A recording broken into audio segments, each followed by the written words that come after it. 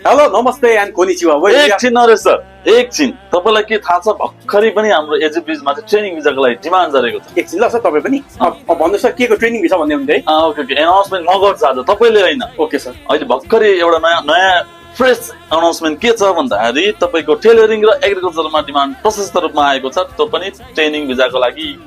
Young 5 level pass गरेको हुनुपर्ने, academic qualification केही पनि नचाहिने, र लेडिजहरूको लागि हो भने टेलरिङको लागि, र तपाईँको बोइजहरूको लागि हो भने एग्रिकल्चरमा चाहिँ प्रशस्त डिमान्डहरू आइरहेको छ।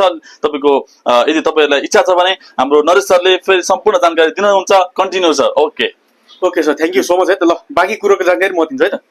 सो के सर, एग्रिकल्चर साइतामा आइन त सर? हो सर। अनि अर्को टेलरिङ चिबा आइन त? यस। सो यदि तपाईँ बोइज हुनुहुन्छ भने तपाईँको लागि एग्रिकल्चर हुनेछ, र तपाईँ यदि लेडिज हुनुहुन्छ भने तपाईँको लागि टेलरिङ हुनेछ। सो प्लिज ढिलो नगर्नुहोस्। N5 ल्याङ्ग्वेज पास हुनुहुन्छ भने आजै तल दिएको WhatsApp नम्बर आफ्नो डकुमेन्ट पहिला फरवर्ड गर्नु होला, अनि बल्ल मलाई कमेन्ट गर्नु होला मैले गरेँ भनेर है त।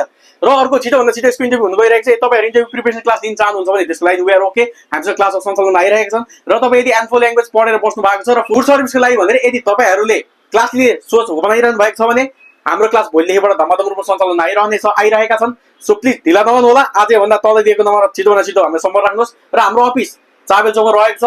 So don't miss this opportunity है। मेन कुरा ट्रेनिङ भिसाको लागि है त। So okay guys, see you at office है त।